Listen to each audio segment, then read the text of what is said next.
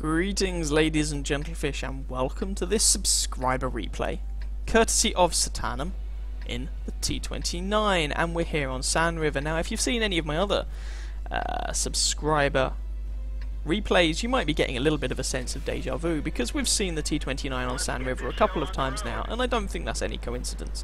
The T29 is a very powerful machine.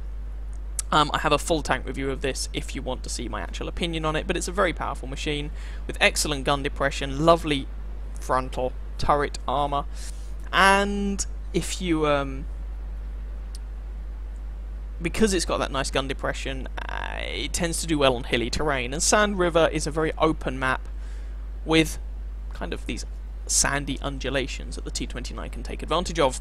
There's no artillery on this game, which makes the T29 a very happy machine indeed. It's a tier 8 game, not tier 7. T29 doesn't really care, to be honest, and it's an assault game. So the pressure is really on Satanum and his team to get off their backsides, go over there and club the enemy team to death, or at least capture their base. And there's a Hellcat. Now, I would generally advise, when you've got shots like this, by all means take them, but you usually want to not really stay still too long, because you risk taking a lot of fire from the tank destroyers up on that ridgeline.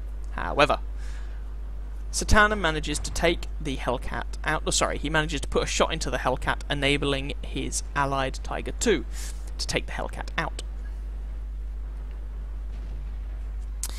Enemy Leopard is being rather brave. A little bit too much lead on that shot. It can sometimes be tricky to judge the amount of lead you need to give a shot, but either way, that Leopard meets his maker at the hands, again, of the friendly Tiger II. However, that Tiger II is now taking pain from, I think that might have been from the 110.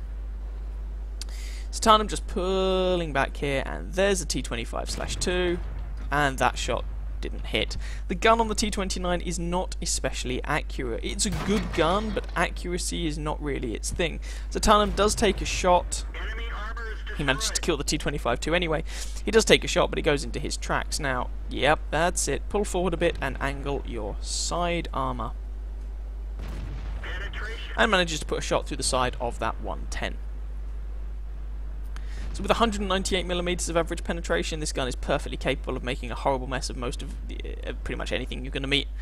320 alpha damage is very respectable. As I say, it's really only the accuracy that lets this gun down a bit, but to compensate, it does have relatively good aiming time for a heavy tank gun. So Satanum's team are winning 3-2.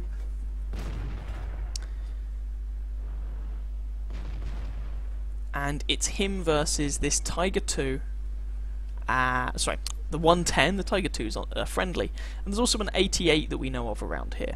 That's the tier 6 British tank destroyer. Now, this 110 is generally making a nuisance of himself. And there's also a Pershing up there as well, so they need to be a little bit careful. The Pershing can certainly put shots in on them. Now, I must admit, if I were Satanum, I would probably be a little more aggressive here. I mean, the 110 really isn't giving him much to shoot at. He is managing to side scrape well on this rock, and there isn't any artillery to worry about, but when you're attacking, the pressure is very much on your team to go over there and kill them. You can't be too passive and cautious about things. Nonetheless, he manages to put a shot into that Purging, and Satanum is certainly managing to rack up a very respectable amount of damage, whilst not taking any in return. I just worry that the pace of this game is being a little bit slow for the friendly team. And as a T29, especially on this map, Satanum really could be leading the charge here.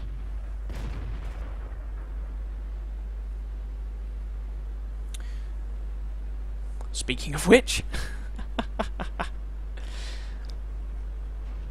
Satanum moves forwards. Now he's got this 88 on his flank, which he needs to be a little bit careful of. That's a very rapid firing 17-pounder gun on that tank.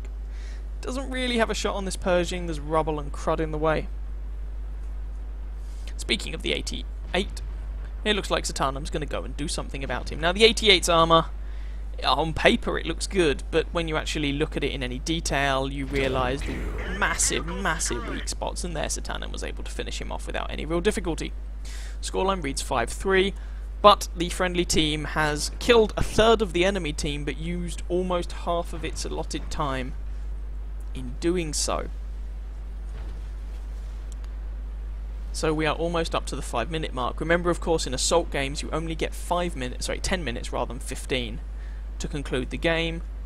5-minute warning. There's the 5-minute mark, and if you have not killed all the enemy team or captured the enemy base within that 10 minutes, as the attacking team, you lose by default. So there is pressure for you to go over there and do the killing. Scoreline now reads 6-4, and the enemy team are going, sorry, the friendly team, enemy team? What am I talking about? Are going on the offensive, and now they've managed to make it 8-4, which is nice. Jackson up there, but he appears to be hiding, and Satanum's able to use this kind of ridgeline to go hull down and shoot the bad guys.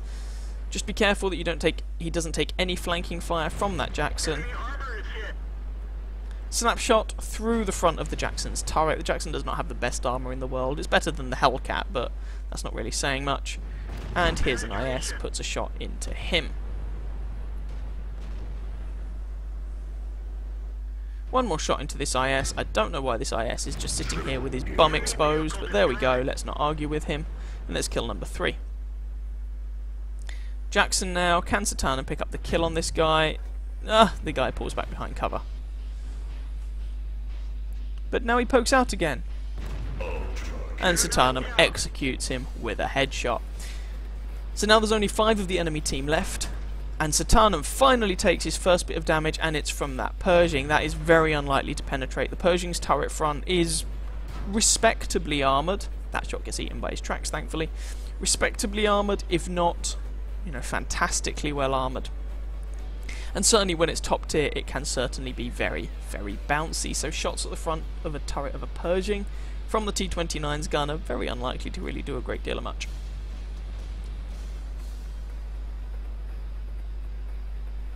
But the friendly team are pushing forwards with 3 minutes remaining on the clock,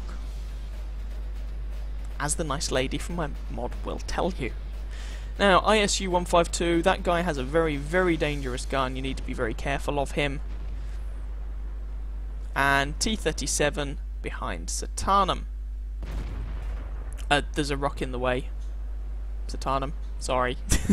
It can sometimes be really difficult to judge. The curvature of that part of the map actually means there's a bunch of rocks in the way of that T37. But the Ferdinand manages to kill him, so it's all good.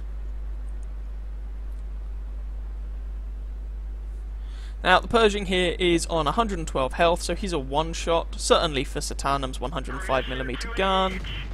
Alas, the shot misses. So, pull back, you don't want to take a shot from the Pershing, and more to the point, that ISU 152. So, if you can go hull down here, which shouldn't be too difficult to do, you can kill the Pershing, and then deal with the ISU. Now, the enemy team has managed to make a bit of a comeback here. The scoreline now only reads 12-10. They're only winning. The friendly team's only winning by 2 kills, and there's less than 2 minutes of this match left. So Satanum's kind of just going to have to go for it to a certain extent, but he manages to lure a shot out of the ISU 152 that bounces on his turret, puts a shot in.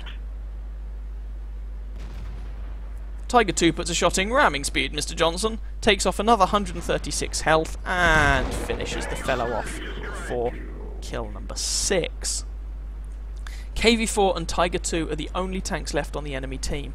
Now, Satanum's team are now at the point where a single person on the capture circle cannot cap this game out and win it for them. They would need at least 2 people capping. So it's either 2 cap or go and kill them. As it is, one of the friendly heavy tanks, which one is it? Is it the Lerva? Yeah, moves into the capture circle, which, given the situation, is a terrible idea because the other guys are not doing it with him. And so he is sitting there wasting his time. Tiger 2, Satanum has a nice rear shot on him. 7 kills, manages to take that guy out. KV4 now.